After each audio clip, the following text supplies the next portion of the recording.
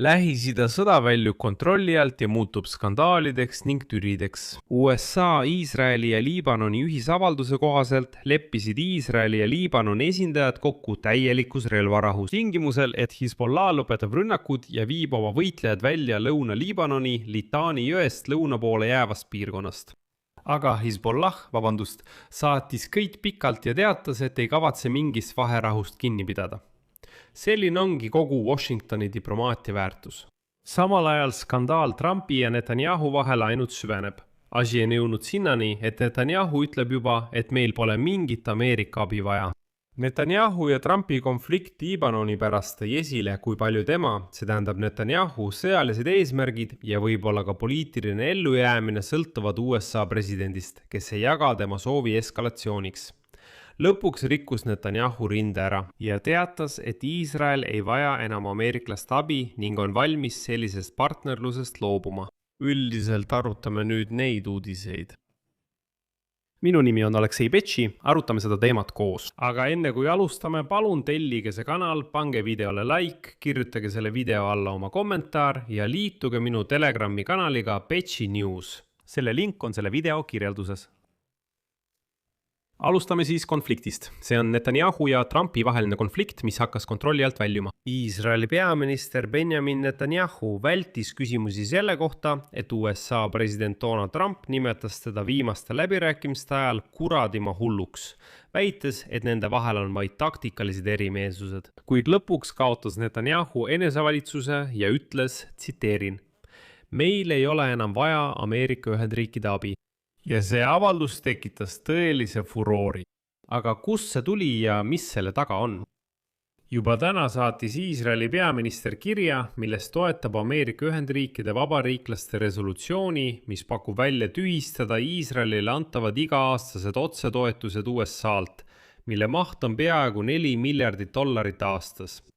Resolutsioon kutsub üles tühistama kõik maksed Iisraelile ning selle asemel sõlmima kokkuleppe, mille kohaselt Iisrael ostab relvi USA-lt, mitte ei saa neid abina. Vabariiklases kongressmen Marlin Stutzman esitas kolmapäeval esindajate kojas resolutsiooni, mis kutsub üles sõlmima uue vastastikuse mõistmise memorandumi USA ja Iisraeli vahel. Ja alguses suhtuti sellesse dokumenti skeptiliselt. Öeldi, et kuulge, see on lihtsalt resolutsioon. Nad karjuvad natuke ja rahunevad maha. Aga siis teatas Benjamin Netanyahu ise, et Iisrael ei vaja enam ameeriklastelt abi. Ja see muutis järsku suhtumist kongressmen Stutzmani algatusse. Lõpuks teatas Netanyahu, tsiteerin, on aeg liikuda abisaaja staatusest partneri staatusesse. Me tahame ise endaga hakkama saada. Tahan märkida, et kehtiv 10-aastane vastastikuse mõistmise memorandum, mis näeb ette Iisraelile $38 miljardi ulatuses sõjalise abi andmist, lõpeb juba 2028 aastal. Ja nüüd ütleb Netanyahu, et sellisel kujul pole meil enam abi vaja. Ja märkimisväärne on see, et varem edendasid sellist algatust Ameerikas ainult Iisraeli kriitikud. Nüüd edendavad seda põhimõttelised juudi riigi pooldajad, sest Ameerika Ühendriikides suhtumine Iisraeli selgelt muutub ja mitte Iisraeli kasuks. Pew Research Centeri aprillikuu küsitluse kohaselt kasvas negatiivse suhtumisega ameeriklaste osakaal Iisraeli suhtes viimase aasta jooksul 53-st 60-ni. Seetõttu on Netanyahu selline avaldus ilmselge katse, teate küll, ennetavalt tegutseda. Just kui meie ise loobusime teie abist, mitte teie ei vähendanud seda meile. Aga Netanyahul on suured probleemid, eriti arvestades seda, et Trump ise on talle ette heitnud, et ta oleks juba ammu vangis, kui Trump teda ei kaitseks. Asi on selles, et juba oktoobris toimuvad Iisraelis Knesseti valimised, aga Netanyahu pole siiani oma lubadust Hamasi hävitada täitnud. Ja ta pole täitnud ka lubadust Iraanis režiimi vahetada. Ja teda kritiseeritakse Iisraelis tugevalt, kuna Hezbollah jätkab rünnakuid. Ja nüüd veel ka skandaal Trumpiga, palun väga. Samal ajal tekkis konflikt Trumpi ja Netanyahu vahel Liibanoni sõja taustal ning ka siin on uudiseid. USA, Iisraeli ja Liibanoni ühise avalduse kohaselt leppisid Iisrael ja Liibanon kokku täielikus relvarahus tingimusel, et Hezbollah lõpetab rünnakud ja viib oma võitlejad välja piirkonnast, mis asub Lõuna-Liibanonis Litani jõest lõuna pool. Kuid täna lükkas Hezbollah kõik pakutud tingimused tagasi, kuigi šiitik oma kaitsevägi oli algselt teatanud valmisolekust täielikuks relvarahuks.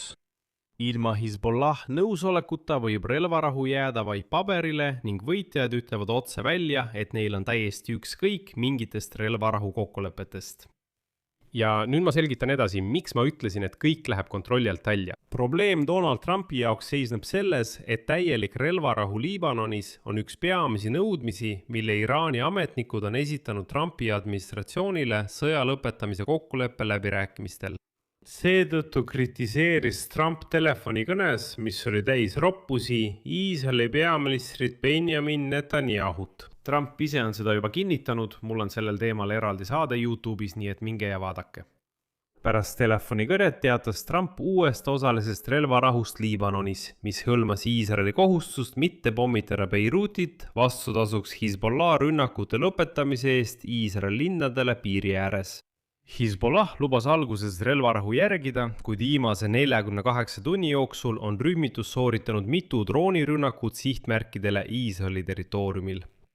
Ja nüüd kolmapäeva õhtul teatas Liibanoni president Joseph Aoun uhkusega, et 24 tunni jooksul jõustub uus relvarahu.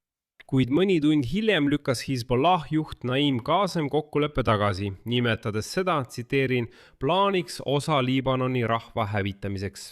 Seega teatas Hezbollah peamine võitleja, et relvarahu peab hõlmama Iisraeli vägede täielikku lahkumist kogu Lõuna-Liibanonist ning lubas jätkata rünnakuid seni, kuni Iisraeli väed okupeerivad osa Liibanonist.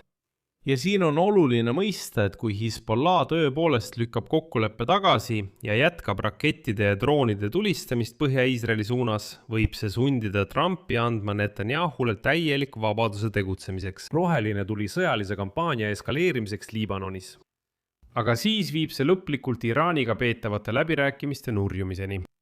Ja siin märgin, et Iisraeli ja Liibanoni võimude vahelise kokkuleppe raames nõustusid mõlemad pooled looma niinimetatud pilootpiirkonnad Lõuna-Liibanonis. See tähendab eraldi saarekesi, kus Liibanoni relvajõud, mitte Hezbollah, vaid just regulaararmee peab võtma nende territooriumide üle täieliku kontrolli ja tagama, et Hezbollah seal kohal ei oleks. Vastutasuks viib Iisraeli kaitsearmee oma väed samast piirkonnast välja. Ja kui see töötab pilootpiirkondades, on mõlemad riigid valmis jõudma kõike hõlmava rahu ja julgeolekuleppeni ning siis tõenäoliselt Iisrael tõesti lahkub Liibanonist. Ühises avalduses kinnitasid Iisrael ja Liibanon, et neil ei ole teineteise suhtes vaenulikke kavatsusi ning nad kohustusid jätkama otseseid läbirääkimisi usalduse tugevdamiseks, kõigi lahendamata küsimuste lahendamiseks ja kahe riigi vahelise kõikehõlmava kokkuleppe nimel töötamiseks. Aga kuigi kõik tundub hästi ja ilus, ütles Hezbollah otse välja. Meile on täiesti ükskõik teie kokkulepetest. Me tegelikult elamegi sõja nimel. Kui sõda ei tule, siis ei ole ka mingit Hezbollahi. Nii juhtubki, et sõda Lähis-Idas läheb taas kontrolli alt välja. Iraan nõuab sõja lõpetamist Liibanonis.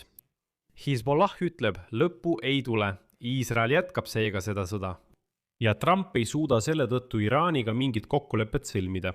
Seda nimetatakse tühikäiguks, kui iga sinu samm viib lõpuks ainult kaotuseni. Siia panen 3 punkti.